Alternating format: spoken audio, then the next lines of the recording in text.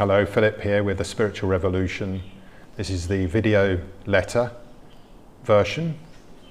Unleash Your Spirit, letter number 99. Ignorance has everything to answer for. Fear and greed destroy our well-being. The root cause is ignorance of self. The solution is learning about your mind, body and soul. Greed and fear are the cause of so many problems. The root cause of greed is ignorance. The root cause of fear is ignorance. Ignorance has a lot to answer for. Good morning, good evening. I think it fair to say that fear and greed are the two most destructive engagements with life that we can have. Out of fear comes so much suffering, so many problems, so much non-well-being. Out of greed comes so much suffering, so many problems, so much non-well-being. It's worth reminding ourselves that well-being refers not just to physical health, but our emotional, mental, cognitive, social, spiritual health. Well-being means being holistically healthy. So while you may think you are physically okay, fear and greed will be attacking your emotional, social, mental, spiritual well-being. While we may blame this or that on fear or greed, ultimately both fear and greed arise from ignorance. Ignorance of what, you may ask? Let's investigate these two sides of the same coin of ignorance and how we can make the coin worthless, that is, remove fear and greed from our life. Fear, sources and manifestations. Fear may express itself, for example, as worry, anxiety, social angst, shyness, shame, guilt, anger, suspicion, hatred, etc., etc. Fear may make us feel vulnerable, unworthy, isolated, hopeless, powerless, resentful, and certainly unhappy. These are terrible feelings to be afflicted by, especially as they are typically ongoing, chronic, and in today's world, I think, prevalent for many. In whatever guise or hue, fear is an emotional energy force that blocks our mind from thinking intelligently or rationally, and while in the grip of fear, it blocks us from any feelings of happiness, love, joy, satisfaction, inner peace, contentment, camaraderie, togetherness. It suppresses the soul, or arises because of an already suppressed soul. Life feels distinctly not good. Fear blocks fun and joy. Fear blocks freedom. Fear is in reaction to a perceived threat. Call it a trigger. Fear of the thing, person or situation hits the brain, which releases hormones that flood the body and sends blood away from your viscera, this is your viscera, and into your limbs. If you are walking in a forest and meet a snake or bear, then this hormonal release can be useful in that it gives you extra strength in your arms and legs to engage in fight or flight. But hopefully this is not a common event and not recurring. One of the few big drawbacks of living in Thailand, as I do, is the street dogs. It can badly impact on the joy of going for a walk. When 3 or 4 of them suddenly ambush you with snarls and barks, my body immediately is flooded with hormones and I know the dogs can smell my fear. But in this letter, we are focusing on the kind of fear that usually arises from a non-existent threat, just that we are easily made fearful by a trigger. A huge source of such fear-inducing triggers, most especially since we arrived in the 21st century, is the media and the government in many countries, along with some global entities such as the WHO, the World Health Organization and the United Nations. I see UK media, for example, same in Australia, as nothing less than fear porn, pumping out a relentless diet of threats, bogeymen, monsters and the like. Funny enough, the same is found in children's books and stories and myths. I always say media is the textbook for adults. Some of these so-called threats are small. For example, I frequently see travel advice being given to British people, don't go here, don't go there. Over the years, I've seen it given for Thailand a few times, where I live, and which is one of the safest countries in the world. Being at the front line, I know what they're publishing is bullshit. Many are huge. The biggest of the lot, which went totally global, being the COVID pandemic, which started precisely, coincidentally, at the start of Chinese New Year in China, when millions of Chinese people go abroad for their holidays. As soon as this threat suddenly ended a couple of years later, immediately a new big threat was detected and pumped out in the shape of Russia coming to invade all Western Europe, still waiting for the bears to march in. The start of the century saw 9/11, which induced huge fear in almost a whole population. But all those who did the research at the time knew something was majorly wrong with the mainstream narrative. But it did its purpose, generate fear. Remember, when we are in fear, our minds are reduced to a fraction of their intelligence. We become super easy to manipulate, should there be anybody who seeks to control us for their own means and ends. And they are everywhere. Another biggie they like to induce relentless fear into us through is climate change. It can feel rather threatening to young people, but I'm old enough to remember the narrative in the 1970s that an impending ice age was coming to us all by the turn of the century. This was the big narrative then. We were going to freeze to death. 1 or 2 decades later, it turned out, no, we weren't going to freeze to death anymore. The problem was actually global warming. We were all now going to boil to death, and the seas were going to rise and eliminate places like the Maldives. Yet, still, a quarter of a century later, the Maldives pulls in lots of tourists. Back in the 70s, they also kept telling the world that oil was going to run out in about 30 years. Then, oh no, global warming was not right, and they simply changed it to the conveniently vague climate change and blamed it on human beings. Well, the climate has been changing ever since life began on Earth. Life is change. And there are so many other threats we must be told about non-stop. In the UK, they've always had Russia to throw at British people, and in many European countries too. Trouble is, a frequent or relentless state of feeling fearful blocks us from enjoying our life, from growing, from evolving, from staying healthy and well, from living purposefully and with a positive mindset. Our bodies are primed always to be in a stressed state. Not good at all, unnecessary too. For manipulative people, in your community, in government, anywhere, fear is a great weapon for controlling human beings. Greed, sources and manifestations. Greed is fueled and fed by the consumerist, acquisitive, money and status-obsessed lifestyle prevalent in Western nations and increasingly in other nations when material development progresses. We are conditioned to believe that possessions, money, status, fame is the mark of success and will make us happy in life. We become filled with desires which manifest into greed for one's own perceived benefits, but which can lead to addictions and extreme health issues. Also, our own greed will often trigger resentment, envy, disdain, disrespect towards us in others. By being greedy and filling one's boots at the expense of others, one creates enemies who will in various ways seek to gain revenge. Such revenge may be stored up for a year or more, sometimes a generation or longer.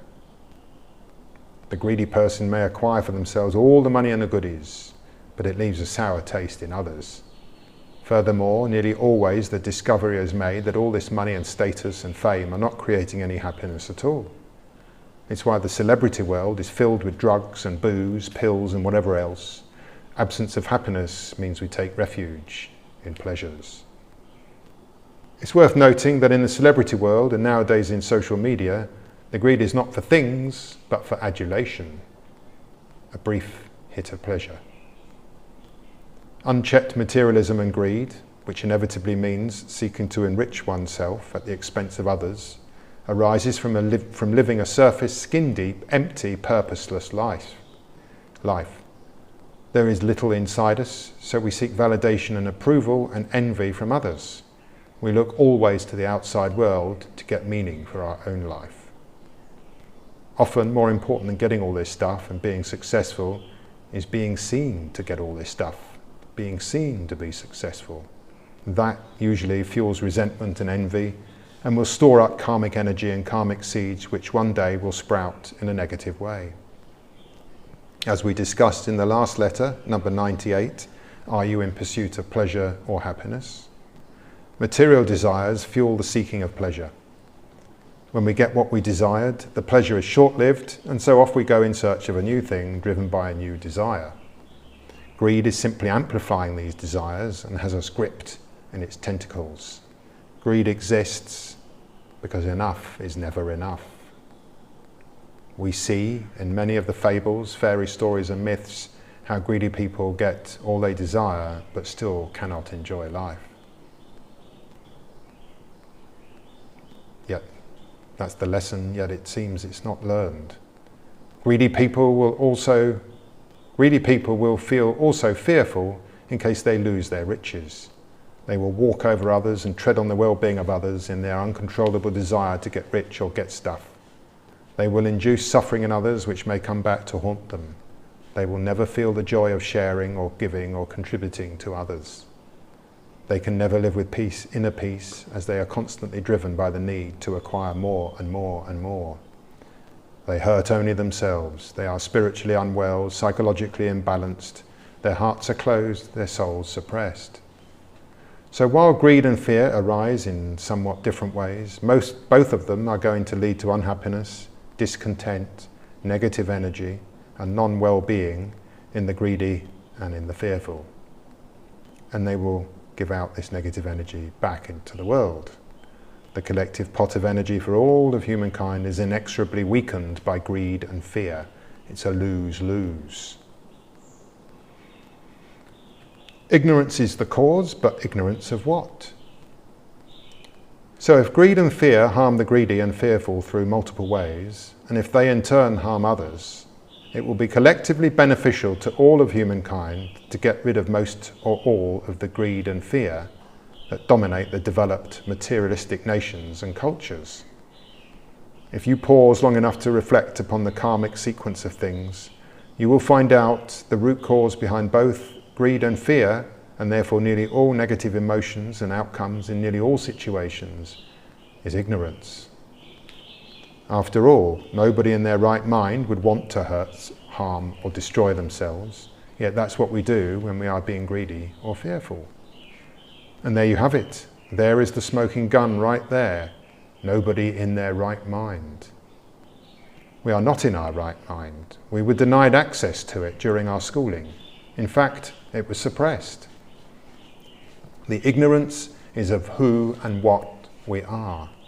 The ignorance is of what our true nature is, of who our real true self is. We don't know who we are, and the real damage, the real ignorance, is that we don't even know we don't know. We are ignorant of our own ignorance. We assume we know exactly who we are, so we don't look, we ignore. I call it the illusion of separation. Without engaging in the learning journey of self-inquiry, we do not acquire self-awareness and self-knowledge. Without looking into, learning about, reflecting upon, and understanding our own inner world, the inner workings of our body, our mind, our heart, our soul consciousness, we simply cannot know who and what we are. That's a catastrophe. The collective elephant in the room and the root cause of all humanity's conflicts and troubles, pain and suffering. None of this was taught to us in our formative years. The society and the school system actually keep us ignorant of all this. If the parents, teachers, educators, leaders don't know who they are, then they cannot help the children to learn this. It's a vicious cycle.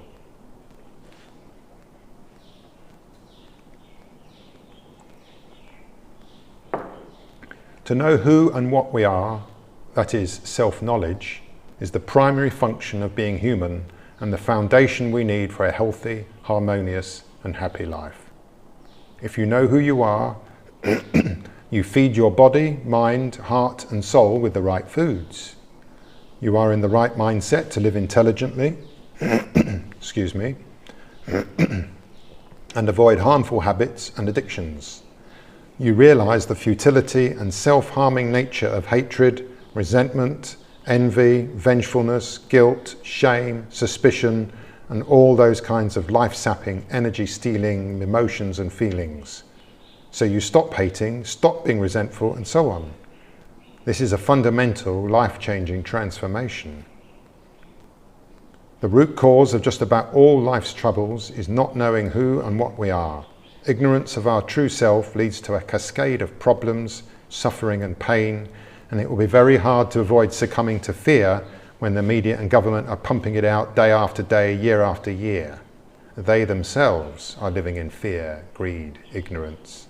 And you will likely be prone to greed should you have a job or role in life that gives you the levers of power or throws temptations your way. Ignorance has a lot to answer for. Ignorance is not knowing who we are.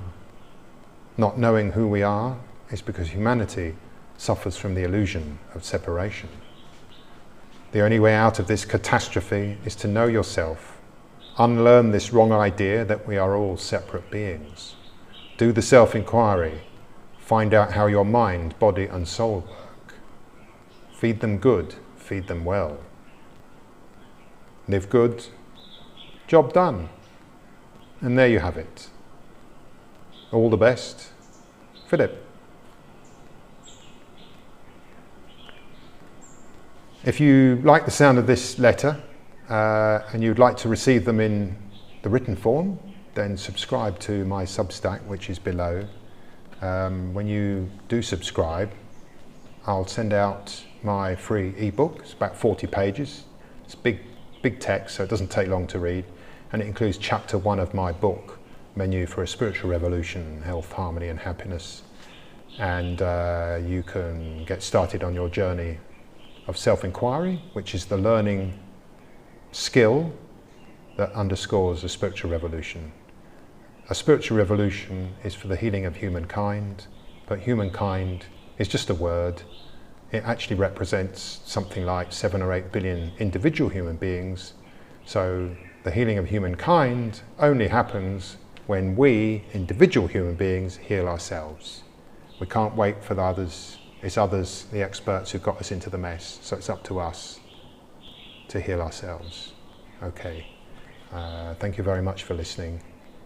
Until the next time, until the next letter, until my next video, have an empowering, happy time. Bye-bye.